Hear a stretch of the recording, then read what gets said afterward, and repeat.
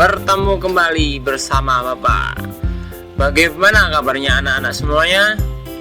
Ya, pada hari ini kita akan belajar bersama mengenai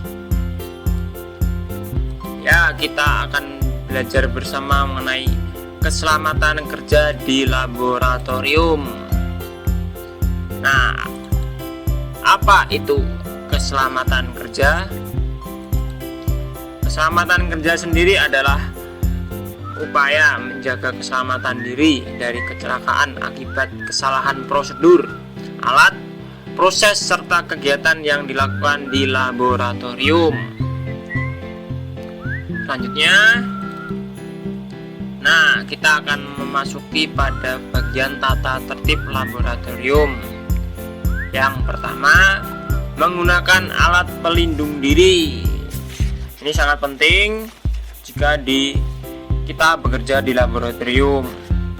Salah satu cara untuk mencegah terjadinya kecelakaan kerja adalah dengan menggunakan alat pelindung diri. Alat pelindung diri mampu memberikan perlindungan terhadap bahaya saat bekerja di laboratorium. Yang nomor 2 adalah dilarang makan dan minum di laboratorium. Kegiatan di dalam laboratorium memperlihatkan sejumlah zat yang bersifat berbahaya bagi manusia. Zat ini memiliki sifat mengkontaminasikan zat makan atau minuman yang kita konsumsi di laboratorium, sehingga makan dan minum dilarang saat kita bekerja di laboratorium. Selanjutnya adalah membuang limbah sesuai dengan tempat yang telah disediakan. Nah, hal ini harus diperhatikan karena terlebih limbah B3 harus memerlukan tindakan khusus karena limbah B3 ini adalah limbah yang sangat berbahaya. Selanjutnya, yang nomor 4 adalah mengisi daftar penggunaan laboratorium. Nah, karena kita bekerja dan seringkali di laboratorium itu banyak sekali penggunanya, jadi kita harus mengisi daftar penggunaan laboratorium. Selanjutnya, nomor 5 adalah dilarang merokok di laboratorium. Hal ini dikarenakan di dalam laboratorium terdapat zat yang sifatnya mudah terbakar atau zat yang mudah meledak atau eksplosif. Nah, sehingga di laboratorium nanti takutnya jika ada yang merokok itu dapat menimbulkan percikan api yang dapat membakar zat yang mudah terbakar.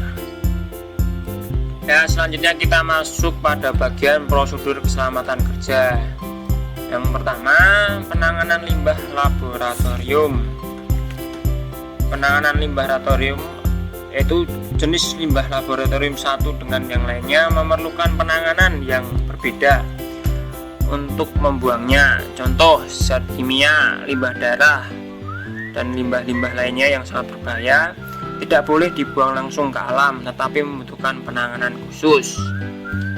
Yang nomor 2 adalah alat dan bahan laboratorium. Pengenalan terhadap alat dan bahan yang akan digunakan. Lebih jauhnya tentang penggunaan alat yang baik dan benar sangat diperlukan, terlebih dalam bekerja di laboratorium, sehingga kita dapat lebih mengenal prosedur cara kerja dari alat-alat tersebut. Selanjutnya adalah bahan-bahan kimia berbahaya. Pada dasarnya semua bahan kimia beracun atau berbahaya, tetapi bahayanya tergantung jumlah yang masuk ke dalam tubuh manusia. Selanjutnya, yang nomor 4 adalah simbol dalam laboratorium. Pada kemasan bahan kimia terdapat simbol-simbol atau lambang yang menunjukkan tingkat bahaya suatu bahan di laboratorium, misalnya mudah terbakar, mudah meledak, beracun, dan simbol-simbol yang lain. yang lainnya. Selanjutnya kita masuk pada bagian kecelakaan yang sering terjadi ketika kita bekerja di laboratorium. Ya, yang pertama, kecelakaan yang sering terjadi adalah luka bakar. Karena kita di laboratorium juga sering bekerja menggunakan api, dan itu sangat berbahaya. Nah, yang kedua, luka benda tajam dan benda tumpul. Kita bekerja menggunakan benda tajam, misalnya silet, pisau.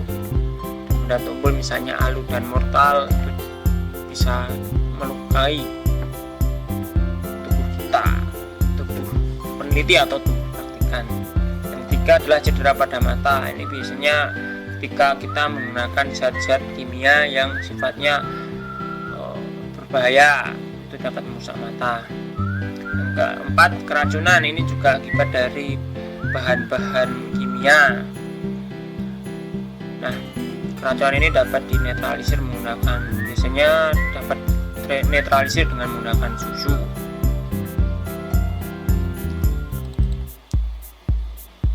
Selanjutnya kita masuk pada bagian penanganan jika terjadi kecelakaan kerja.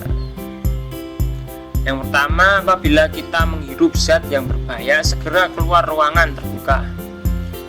Nah, hal ini menghindari agar kita tidak menghirup zat berbahaya itu terlalu banyak.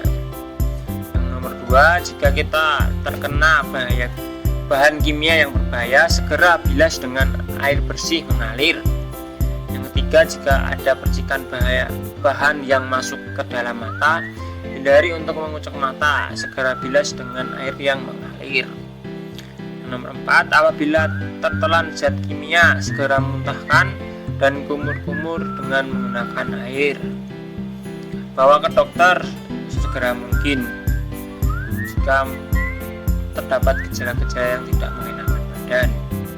Yang kelima, apabila terkena luka sayatan, segera bersihkan dengan air, kemudian diberi betadin.